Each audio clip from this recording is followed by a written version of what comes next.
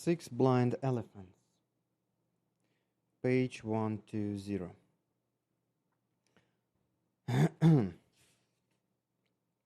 For instance, one colleague was working with a religious man who objected to visualization because he thought it was New Age and contrary to his religion. The colleague first asked the client about a number of examples of planning for the future, in which the client agreed that visualization was useful. Then he recategorized the visual Swiss pattern as being a different kind of auditory or written prayer, a special form of prayer in the visual modality. Of course, the foregoing assumes that there is a process that will work dependably for the client's problem or outcome, and that you know what it is. Whenever an invention doesn't work, I assume the either 1. I made mistake in eliciting the structure of the problem. So the process I chose was inappropriate, or 2.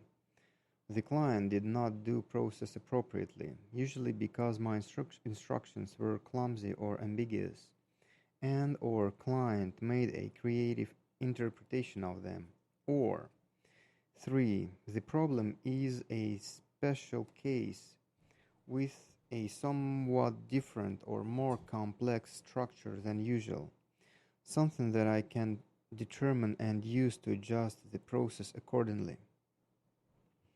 When an invention works for a while and then stops working, I assume that the intervention was basically appropriate, but that it is interfered with some other outcome. This other outcome is often called secondary gain in psychology, but it really should be called primary gain, since the client thinks it is more important than the initial desired outcome.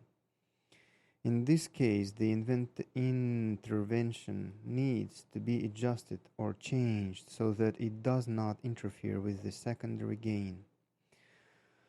For instance, one of our students cured a woman's phobia of spiders, and she was fine for a couple of weeks, but then her phobia returned. Upon investigation, the phobia had a positive function. It was a dependable way to get her husband's attention when other ways failed. Another way of describing this is that her phobic response was an example of the category ways to dependably get husband's attention, a category that had no other members. When she learned and tested alternative dependable ways to get her husband's attention, the phobia resolution process lasted. Logical levels are simply ways to track how someone uses categorical inclusion to organize their experience, which experiences they included in which categories, and which categories are included in other categories. When you understand the logical structure of someone's thinking, you can use this to determine when it is inappropriate and change the structure.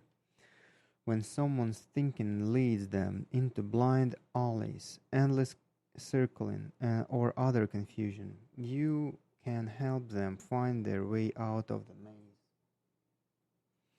Summary.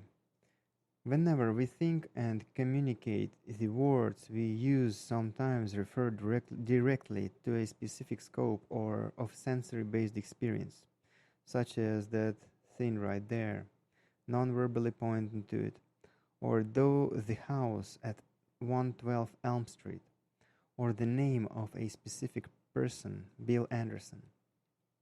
However, almost all the words we use refer to categories rather than to specific experiences. In the example above, thin, house, elm, and street name more abstract categories of experience, until and unless they are further specified. When we group categories into a more general category or subdivide a category into more specific ones, that creates logical levels of categorization. The more general categories are said to be at a higher logical level than the included ones, which are at lower level. Any criterion property or quality used to create a category also applies to any more specific included category by a principle called inheritability. More specific categories have criteria in addition to those used in a more general category that includes them. These additional criteria further specify the members that a category can include, and this is called constriction. More specific categories have criteria in addition to those used in a more general category that includes them. This additional criteria further specifies the members that a category can include, and this is called constriction. Okay. When examining experiences that might be related by logical levels, we need to perform a simple test based on a categorical inclusion.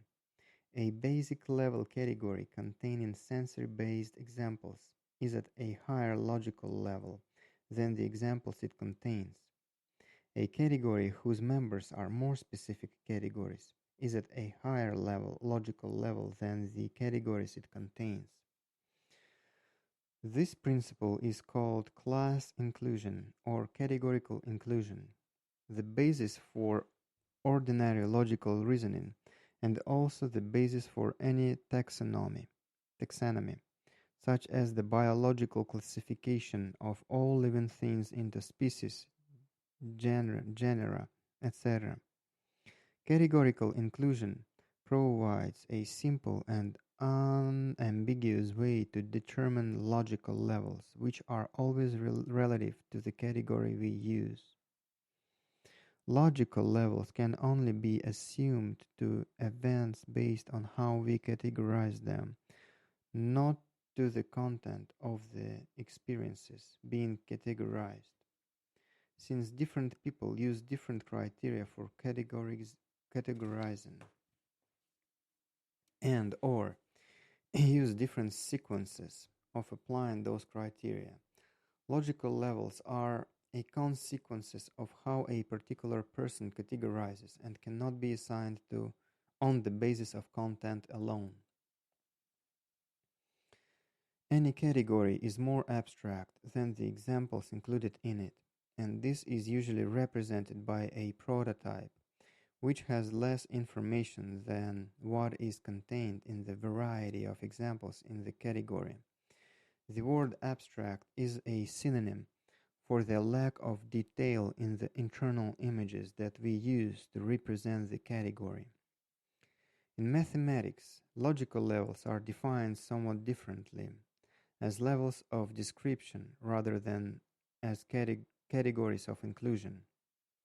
Levels of description rather than a categories of inclusion.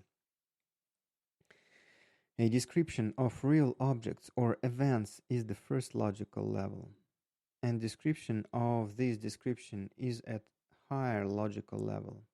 Language describes world events, while linguistics describes language, and a description of linguistics is at the next higher logical level. This definition is less relevant for everyday thinking about categories, yet it is parallel with it in most regards. Moreover, we can examine any such description and determine the scope, categories, and categorical inclusion contained within it.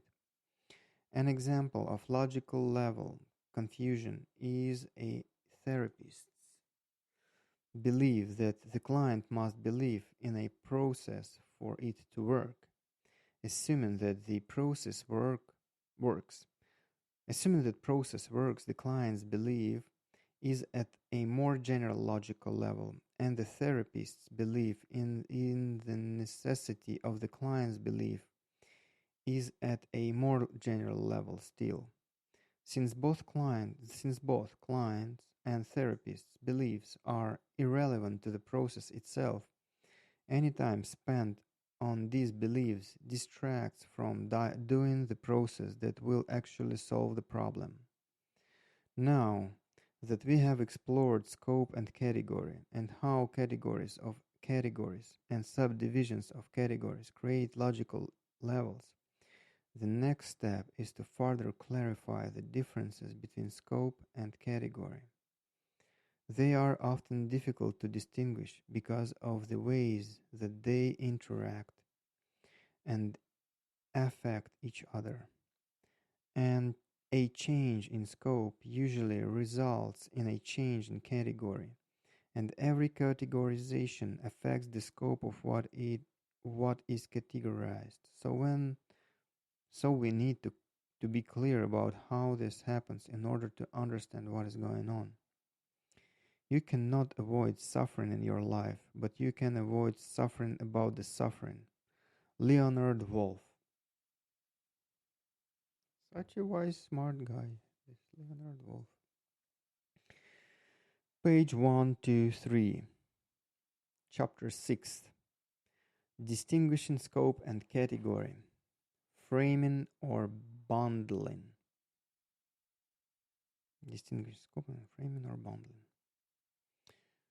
Percepts, scope, and concepts, categories, interpenetrate and melt together, impregnate and fertilize each other. Neither take alone knows reality taken. Neither taken alone knows reality in its completeness. We need them both, as we need both our legs to walk with. William James.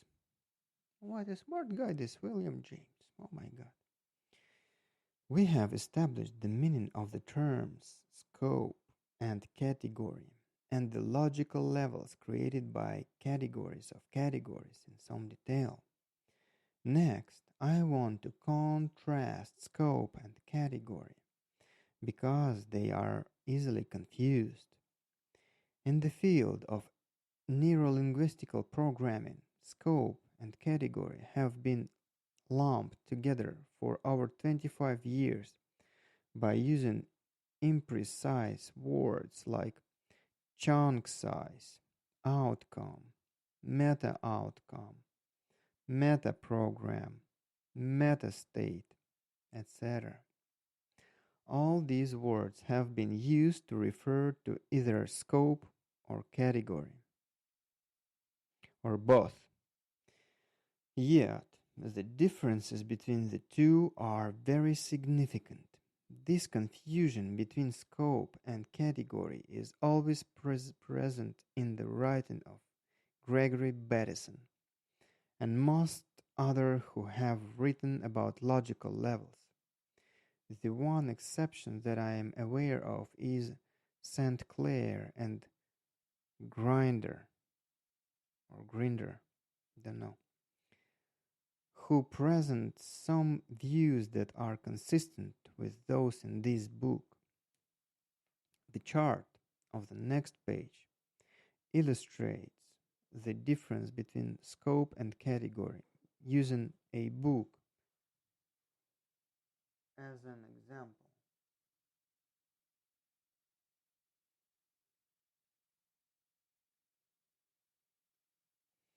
The word book indicates a category of objects, which can be divided into more specific categories: novels, texts, paperbacks, e-books, etc., or included in a more general category: communication, knowledge, man-made objects, etc.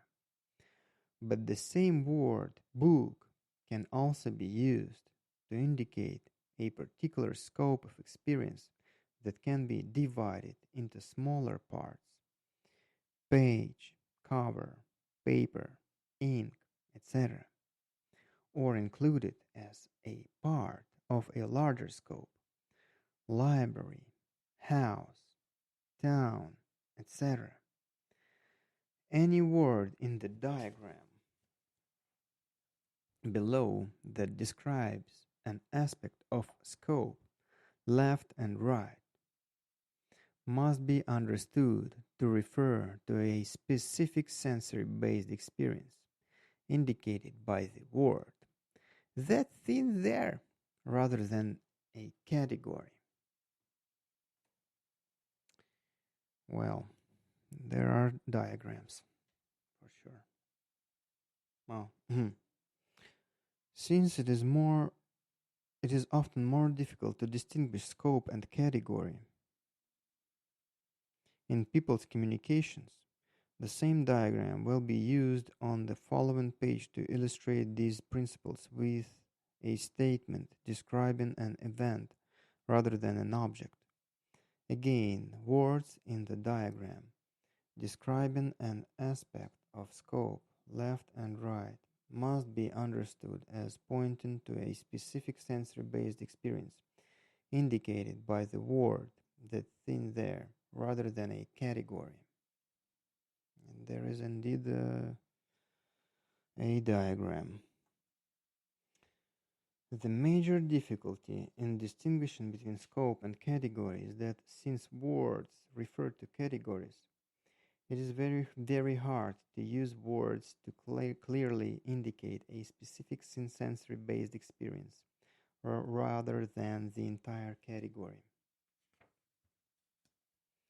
To develop your flexibility and fluency in shifting both scope and category, it can be very useful to deliberately practice making these distinctions using any event, experience, or communication. You will learn and gain most from choosing ones that you find troubling or difficult to respond to. Pick one of these and then change scope by asking questions about parts. What is this a smaller part of? Elicits larger scopes. What is this a smaller part of? Elicits larger scope. What smaller parts is this made of? Elicits smaller scopes. Change category by asking questions about examples. What is this an example of? Elicits more general categories. What are examples of these? Elicits more specific categories. Both scopes and categories are indispensable parts of our understanding, yet each also has its limitations. Being able to shift flexibly between scope and category and shift to larger, smaller, or different scopes or more specific or general categories are fundamental skills that give you access to the advantages of both while minimizing the limitations of each. Being able to shift flexibly between scope and category and shift to larger, smaller, or different scopes or more specific or general categories are fundamental skills that give you access to the advantages of both while minimizing the limitations of each. When you ask yourself or someone else one of the questions above, you are likely to get an appropriate answer. But it is important to notice whether or not you actually do. Some people will answer almost any question with a category, while others will usually answer with a scope. This is very important information, revealing how this person typically experiences an event. If someone always categorizes, a shift in a categorization will be relatively easy, since that is what they already do. However, a shift in scope may be much more impactful. If someone always categorizes, a shift in categorization will be relatively easy, since that is what they already do. However, a shift in scope may be much more impactful since it can open up a world of sensory based experience that wasn't available to them before. In the same way, someone who usually shifts scope will find a scope shift easier, but a category shift may be much more impactful. Outcomes and meta outcomes. Scope and category provide a useful way to re examine older concepts and methods to learn more about how they work. With this additional specificity, we can be more precise about what we do and better predict what the results of an intervention will be. For instance, when someone is asked for an outcome, what will you get by doing, having, learning that? Their answer may indicate either scope or category. If someone answers, I'd have security and self respect, those words clearly indicate general categories of experience. Since many different sensory based experiences can provide security and self respect, however, if someone answers, then I can buy a 1600 ZX convertible. That indicates a very specific sensory based scope. A meta outcome, an outcome of an outcome, can also indicate either scope or category. A specific outcome, such as 1600 ZX convertible, may be linked in the person's mind to more general category of outcomes like feeling special or impressing her friends, or it might be linked to a specific sensory based scope of the feeling of the wind in her hair, or the openness of a panoramic view when driving with the top down. In the same way, the meta outcome of a category like security and self respect could be a more general category such as peace or serenity, or it could be sensory based, such as a specific set of physiological kinesthetic feelings or relaxation or calm.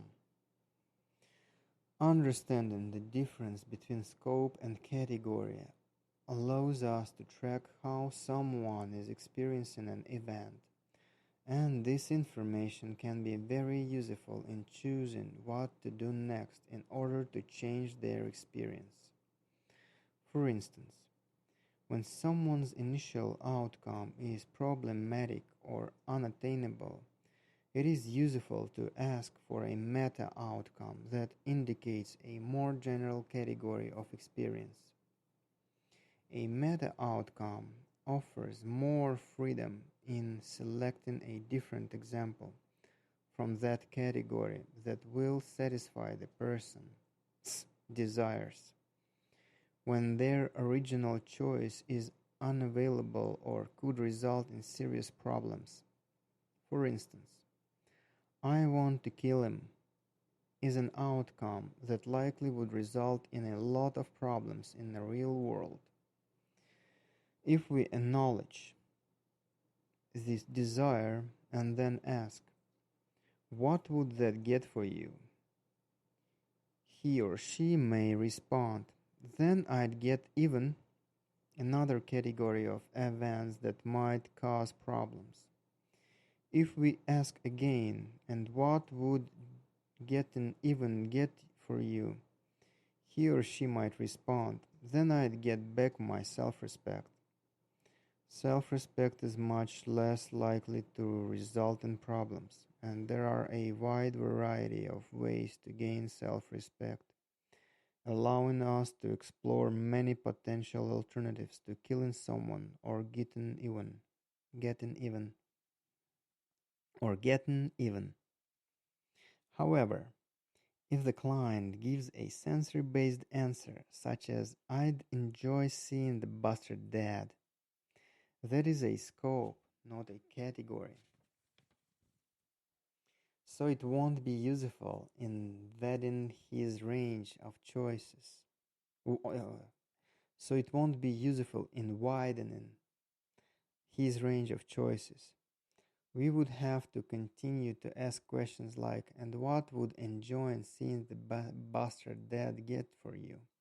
until he or she responds with a category that we can use. The word "get" is not very specific, so the response to "what will that get for you" might be either a more general category or a sensory-based scope. The language that we use is often crucial in whether or not we are actually successful in eliciting a more general category. By choosing more specific words, we can increase the likelihood of getting the kind of response we want. The exercise below is one way of sensitizing you to this, by contrasting your responses to the words "like" and "important." Exercise: like important. Trios, 20 minutes. Whoa, this book has exercises. This is cool, to be honest. There is a guide who asks questions and notices the answers, and explorer who answers the questions and notices any changes in their internal experience, and an observer who primarily observes the explorer's nonverbal responses: voice, tone, facial expressions, gestures, etc. There is a guide who asks questions and notices the answers, and explorer who answers the questions and notices any changes in their internal experience, and an observer who primarily observes the explorer's nonverbal responses: voice, tone, facial expressions, gestures, etc. Take about 5 minutes per round and then rotate positions so that you experience what it is like to be in each position. After all three have experienced each position, use another 5 minutes to discuss what you observed and share experiences. Although you can do this simple exercise alone, you will learn much more if you find two other people to do it with you. If no one else is readily available, you can do the exercise by yourself, but you will lose the opportunity for feedback and observation from others.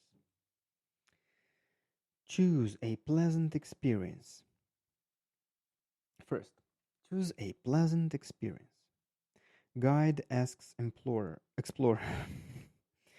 what is an experience that you enjoy? Explorer chooses something, acts, and briefly identifies the experience verbally, a good meal, while internally noticing both the content and the qualities of the internal image, sound, feeling, baseline data. Second, linking. The guide asks explorer, what do you feel about X?